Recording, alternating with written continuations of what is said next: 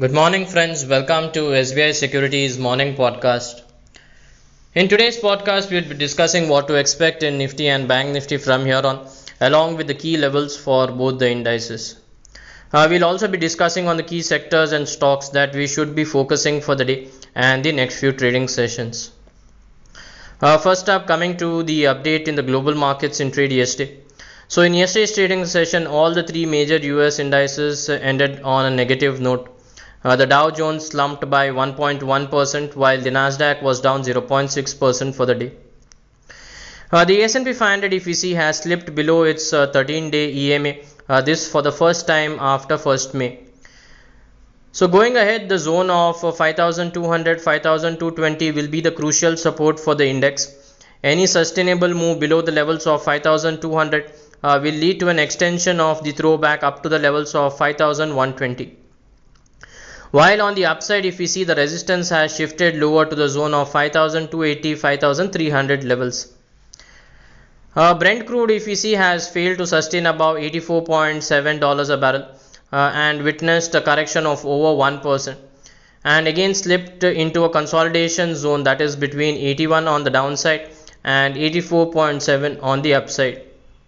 Coming to the dollar index, so the dollar index has ended above 105 level on Wednesday. Going ahead, the zone of 105.4 105.5 will be the crucial hurdle for the DXY.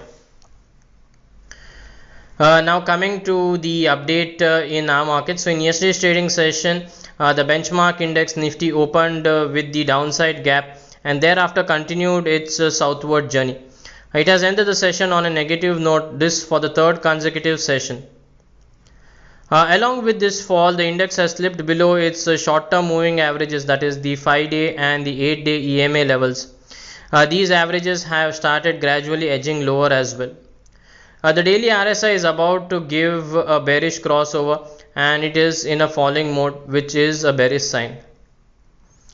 On the derivative data, if we see, May futures has dipped by 0.84% yesterday, and the cumulative open interest of the current, next and far series has also dipped by 1.56%, which indicates overall long unwinding.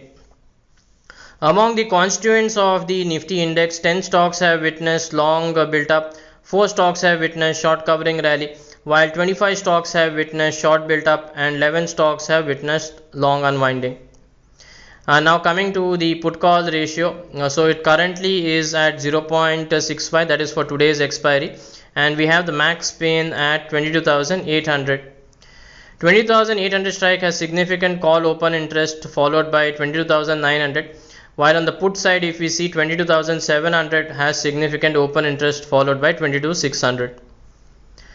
Based on these, if we see the levels for the market, so going ahead, 22,600 22,570 will act as the crucial support for the index, as it is the confluence of the 20 EMA and 38.2% Fibonacci retracement of its prior upward rally, that is from 21,821, the rally which we saw towards 23,110. Any sustainable move below the levels of 22,570 will lead to an extension of the correction towards 22,350 on the downside. While on the upside, if you see, resistance has shifted lower to the zone of 22,820 22,850 levels. Now coming to the update on Bank Nifty. So yesterday we had the expiry for Bank Nifty. So Bank Nifty also failed to sustain at elevated levels and has witnessed a correction in trade yesterday. It has ended near 48,500 level with a loss of 1.3%. This particular index has also slipped below its 5 and 8-day EMA levels. The daily RSI is about to give bearish crossover and it is in a falling mode. On the derivative front, if we see, 48,500 strike has significant call open interest followed by 49,000 strike. On the put side, if you see, 48,500 has significant open interest followed by the 48,000 strike. If we see the next weekly series PCR, that is currently at 0.84. Going ahead, the 20-day EMA zone, that is the levels of 48,300 48,350 will act as the immediate support for the index. Any sustainable move below the levels of 48,300 will lead to an extension of up to the levels of 50-day EMA levels, that is which is currently placed at 47,975. On the upside, if you see, the resistance has shifted lower towards the zones of 48,800, 48,850 levels. Now coming to the key market indicators. So in trade yesterday, the volatility index India VIX has ended on a flat note. However, the current chart structure indicates that it is likely to continue its northward journey and test the levels of 26 followed by 29 in the short term. The advance decline ratio is largely tilted in favor of the declining stocks.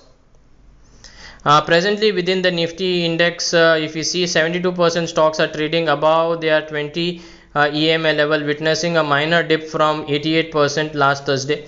This shows selective stocks have witnessed profit booking from higher levels. Now coming to the key sectors, so Nifty CPSE and Nifty PSE sectors have taken support near their 13-day EMA level and witnessed a rebound on Wednesday's trading session.